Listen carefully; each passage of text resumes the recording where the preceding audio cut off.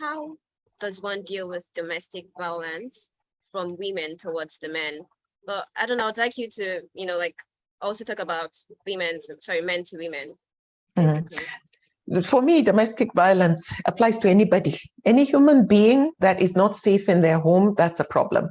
And the home is not meant for that. If Allah has said that He has put love and mercy, mawadda wa rahma in our hearts, not that He's going to if we reach a certain level of piety. He says He has put. So where is it? And where does domestic violence feature?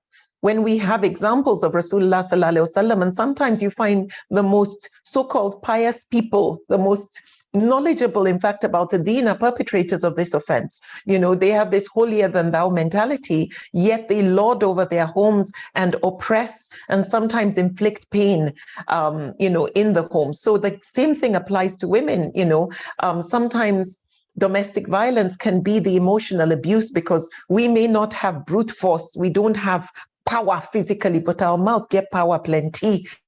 And we need to recognize how psychologically it can make your spouse feel small. Psychologically, you can break your spouse. And I always say, marriage is not the place for you to deplete in value. It's a place where you're meant to grow and flourish. And if you find anything that goes contrary to that, then you need to check your relationship, check yourself, and then do istihara for Allah to guide you, whether this is safe for you, because it has a domino effect. Number one, on you, if you find you're being broken in a relationship, whether physically or emotionally broken, this is something that will affect your mental health, but it affects how you function in society. It also affects the example you're setting for your children, because we are passing on the baton, just like Rasulullah sallallahu alaihi wasallam said, He is passing on the baton to us.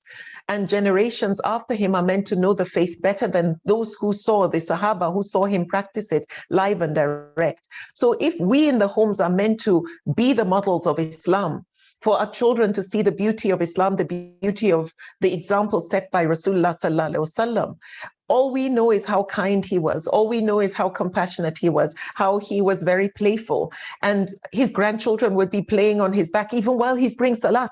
And you think about how we get so, aggressive when it comes to these kind of things. We need to be conscious of our so-called religiosity and to what level it's taking us, because many of us do the rituals. We pray on time, we do the fast, we do the extra, the non-obligatory and so on. But what's missing is the Islam in our character. We're not the walking Quran or the walking Hadith where we show the right example in the home. So for me, I think when safety is at stake, safety, mental safety, your mental capacity, because if you're mentally broken, you can't function well.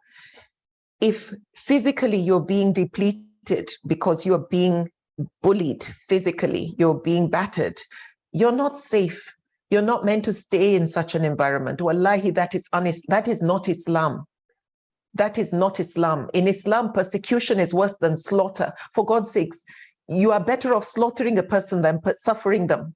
So for me, these are the things that I want people to be very, very careful of. If you are doing this, number one, again, you sign that contract in the presence of Allah, and you will answer to Allah for what you did and what you didn't do. If you are persecuting, destroying emotionally, physically, breaking your spouse, whether you're a man or a woman, wallahi, you will answer to him for it. And then our children are our witnesses. We pass the baton on to them. What they witness in the home, in the examples we set for them, that they will replicate. Guess what? If they do see that this is how a home is meant to be, where there's chaos, dysfunction, physical abuse, verbal abuse, any kind of domestic abuse, and they go and repeat it, wallahi, we each get commission for it. And some people who are victims of domestic abuse say, oh, I stay because of my children. You're not doing them any service. Wallahi, they will resent you later for staying. They will resent you for the pain they feel when they're older and more aware of what they witnessed. Seeing you suffer, seeing you broken, seeing you dysfunctional, seeing you not able to give them the best of you. So you think you're doing them a service. On the contrary, in the long run, you're going to affect them in a very bad way. They will also be insecure. They will be broken children. And that also has a domino effect on society, because why is society so messed up today? Goes back to the home. Goes back to the dysfunction and the chaos that so many witness today in how they were raised, in how they see their parents' relationship. So that is something that I say to people: if you're not safe, seek help, find a way out. This isn't marriage. Allah is not impressed with you sacrificing yourself because of marriage. That is not Islam. That is not marriage in Islam either. Yeah. Jazakallah khairan, ma.